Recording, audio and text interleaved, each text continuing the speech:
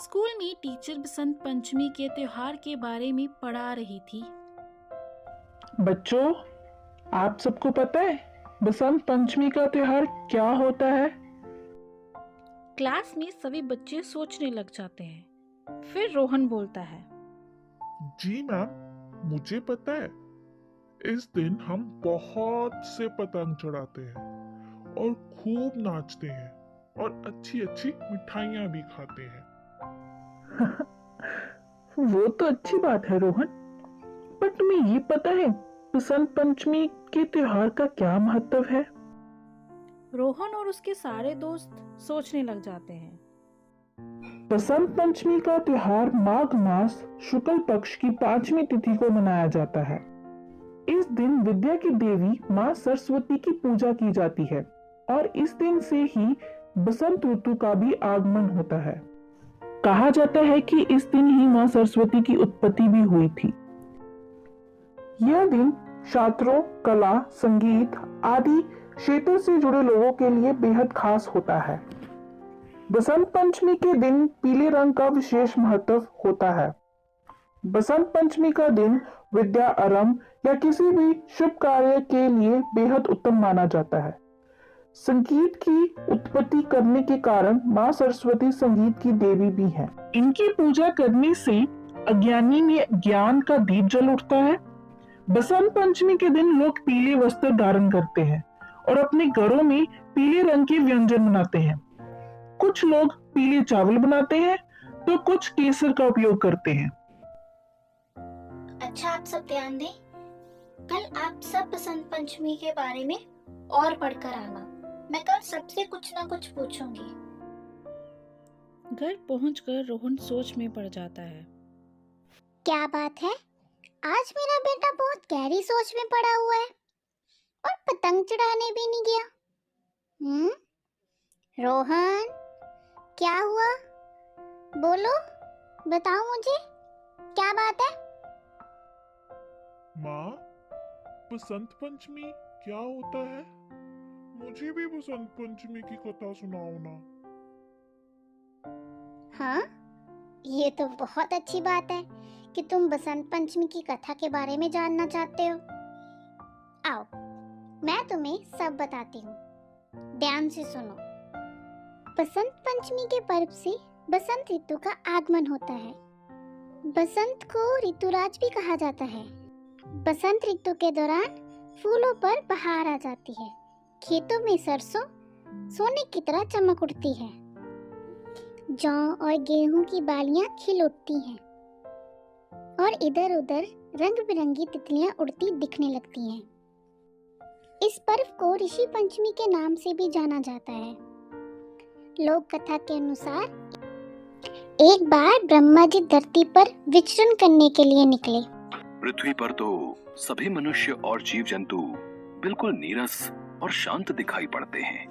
मानो धरती के वातावरण में कहीं न कहीं कुछ कमी है। मुझे इसके लिए कुछ करना होगा। इसके पश्चात ब्रह्मा जी अपनी समस्या का समाधान करने के लिए भगवान विष्णु जी के पास गए।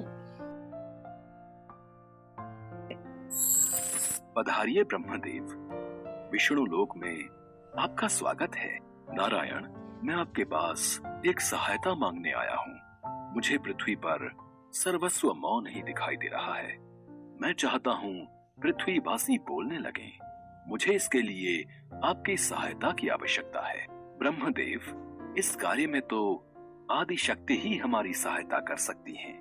हमें आदि शक्ति का आह्वान करना होगा। विष्णु जी के द्वारा आवाहन होने के कारण भगवती दुर्गा वहां तुरंत ही प्रकट हो गई। आपने मुझे याद किया, बताइए मैं आपकी किस प्रकार सहायता कर सकती हूँ? देवी दुर्गा, ब्रह्मा जी चाहते हैं कि पृथ्वी पर मौन न रहे। पृथ्वी पर चारों ओर उदासी है। इसके लिए हम आपकी सहायता चाहते हैं। आप चिंतित मत होइए, मैं आपकी सहायता अवश्य करूंगी।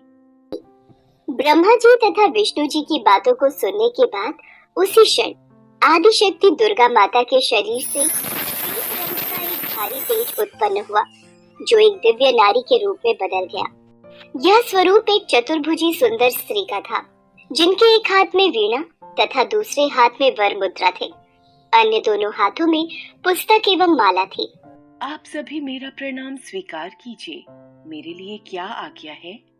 देवी, आपको सृष्टि में वाणी उत्पन्न करनी होगी। अपनी वीणा के तार झंकृत करने होंगे, जिससे सभी प्राणी बोलने लगे, नदियां कलकल कर बहने लगे।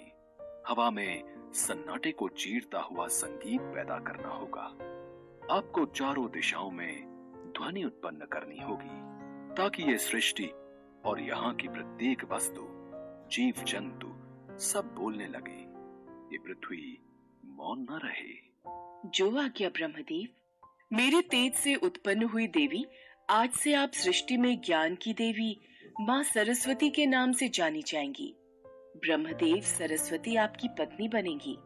जैसे लक्ष्मी श्री विष्णु की शक्ति है, पार्वती महादेव शिव की शक्ति है, उसी प्रकार देवी सरस्वती आपकी शक्ति होंगी।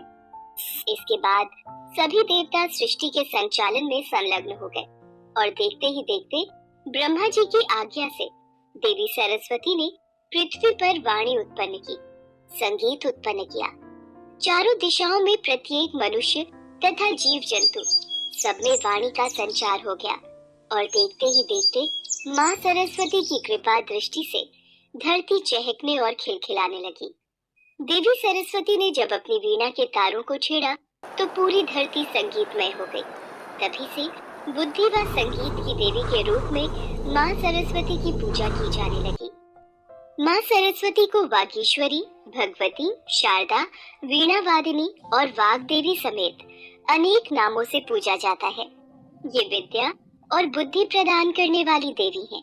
संगीत की उत्पत्ति करने के कारण ये संगीत की देवी भी हैं। माँ, ये कथा तो मुझे अच्छी तरह से याद होगी। वैसे इस बसंत पंचमी के त्योहार का बहुत महत्व होता होगा ना? हाँ रोहन, बसंत पंचमी के त्योहार का बहुत महत्व है। इस दिन छात्र माँ सरस्वती की पूजा कर उनसे और अधिक ज्ञानवान बनाने की प्रार्थना करते हैं। बसंत पंचमी के दिन विद्यालयों में भी देवी सरस्वती की आराधना व पूजन तथा हवन का आयोजन होता है। जगह जगह मंदिरों और धार्मिक स्थलों पर मीठे चावल के भंडारे बांटे जाते हैं। बसंत पंचमी पर पीले वस्त्र पहनने, हल्दी से सरस्वती की पूजा और हल्दी का ही तिलक लगाने का भी विधान है। इसलिए बसंत पंचमी ऋतुओं का भी त्योहार है। माँ, आपने तो मुझे बसंत पंचमी के बारे में सब कुछ बता दिया। मुझे तो सारी कथा याद भी होगी। अब से मैं भी उनकी पूजा करूंगा और उनसे आशीर्वाद लूंगा। अगले दिन रोहन स्कूल में टीचर के सारे सवालों का झटपट उत्तर दे देता है। अरे वाह रोहन, तुम तो बहुत समझदार हो। तुमने तो मुझे बसंत पंचमी के बारे में सब कुछ बता दिया।